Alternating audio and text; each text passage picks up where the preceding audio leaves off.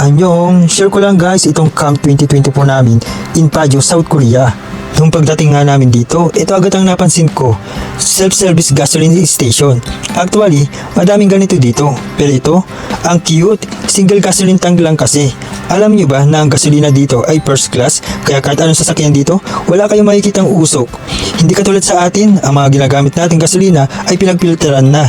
Kaya madumit, mausok sa atin. Pati tuloy mga building, madudumi na rin. Anyway, regarding camping, taon-taon itong ginaganap ng JIL tuwing Chuseok. Ito kasi ang long vacation at season na pwedeng pagganapin ng camping. Bakit nga ba ito ginagawa? Para magkaroon po tayong mga Pinoy ng banding at mamit ang bawat district ng JIL sa iba't ibang parte ng South Korea. Hindi lang kami mga JIL family ang nandirito, pati ang mga outsider na mga nai-invite namin dahil willing din sila na maranasan ang camping. Kahit sino, lahat pwede dito. Dahil sa mata ng Diyos at sa kanyang puso, lahat tayo ay pantay-pantay. Pero teka, ano-ano nga ba ang meron sa camp na to? Well, isa-isayin natin habang pinapanood natin ang video na to. First of all, dance at singing to the Lord. Alam nyo ba na gusto-gusto ng ating Diyos na inaawitan siya at sinasayawan, pinaglilingkuran, sinasamba, kinakausap by prayers, at higit sa lahat, ginagawa natin to ng puno ng pagmamahal, buong puso, buong kaluluwa, at buong isip at buong lakas. Dito muna tayo sa labas, ipapasilip ko lang ang mga palaruan. Ito nga palang nilalakaran namin ay ibabaw na ng bundok. Nakalimutan ko yatang sabihin na ang venue na ito ay tinatawag na Prayer Mountain. In Korean words, Kidowon. Ang ganda dito sa Kidowon Paju. Bukod sa mataas, malawak, magagandang tanawin, ay may mga activities playground pa. Kaya mapipil mo talaga na nagkakamping ka o namumundo. Meron din mga tinayo dito mga tent for temporary shelter or tambayan habang nasa campsite ka, tulugan o masisilungan, meeting place, o kaya pwede rin kayo mag-picnic dito. Basta ugaliin lang mapanatiling malinis ang ginamit na area. Napakagandang ambience. Ang sarap sa pakiramdam. Yung ganitong view ang gaan sa pakiramdam.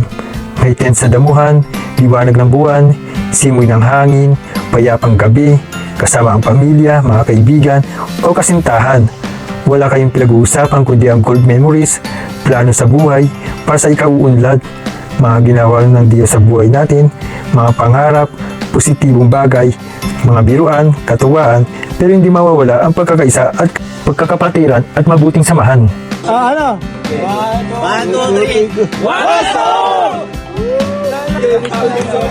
Kinabukasan, ikadalawang araw ng camping at nagsimula na nga ang palaro na nakahati sa 5 grupo ng 5 distrikto ng team ng mga Team Blue, Ulit ng distrito!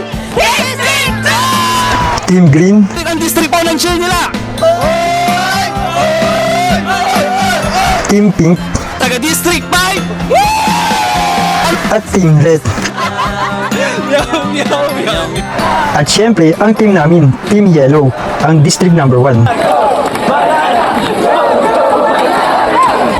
The battles begin na may iba't ibang klase ng laro. May jumping route, na bahagi ng race running, puzzle o pagbuo ng tore by small pieces, pabilisan ng kain ng isang cup na noodles, unahan sa next row ng challenge, pagbalanse o bounce ng bola, paghahanap ng mga nakatagong color coding plate, at syempre, hindi mawawala ang mga malalaking laro katulad ng chess, basketballs,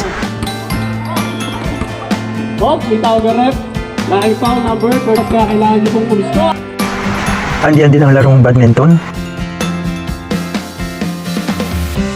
volleyball, girls to girls, at volleyball, boys to boys.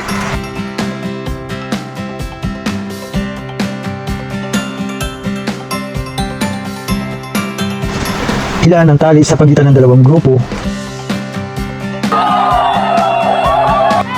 At meron din sack race for girls versus girls, for boys versus boys. At dito nga pala ako sinali sa sack race ng team leader namin. At syempre, talo kami! Isa to sa mga masasarap at masasayang alaala ang mga oras dito sa South Korea. Ganito ang mga Kristiyano, masayang pamilya. Hindi boring ang pagiging Kristiyano. Dahil kahit anong hirap o ano pa man yan, kapag ginagawa mo para sa mahal mo, hindi ka maboboring. At mahal natin ang Diyos na ating pinaglilingkuran. Aloha! After all games, kinagabihan, ginanap na namin ang Hawaiian party. May pageant, pagandahan ng costume, pagandahan din ng mga sagot. Lahat nga kami dito ay makikita nyo, naka-Hawaiian attire. Masaya din nung mga gabi nito. Biruin mo, kahit yung mga hindi mo kakilala mula sa mga malalayong lugar, ay nakaka-close mo at naging kaibigan mo na rin. Lahat sila ay mababait at masasayang kasama. Kaya naman nabuo ang aming banding. Kay sarap makita, ngiti ng bawat isa. Lahat ay maligaya. Nakakatuwa na makita na ang dami na palang GIL. Biruin mo, sa iba't ibang panig ng South Korea ay meron na rin palang GIL. Very memorable ang 3 araw na to. Dahil ang dami namin na-experience, natutunan at nakilala. Sobrang na-enjoy namin ang mga araw na ito. Naway magpatuloy ang paglawak ng GIL dito sa South Korea, especially sa ating bansang Pilipinas. At dito sa area na ito, syempre, hindi mawawala ang food trip para sa aming pagdaraos.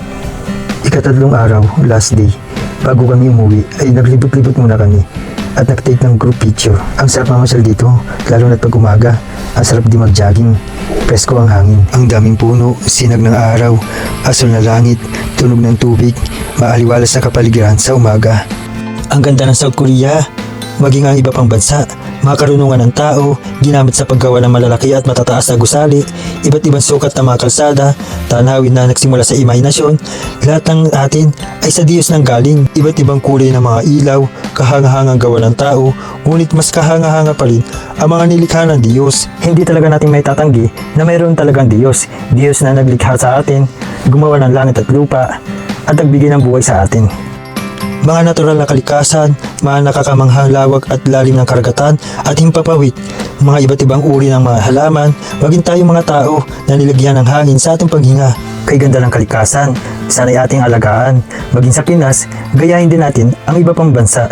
Ang bansang South Korea, umaga man o gabi, ay napakaganda pa rin. Bukod sa napakaganda, ay napakalinis pa. Disiplina kasi ang mga tao dito. So paano, hanggang dito na lang.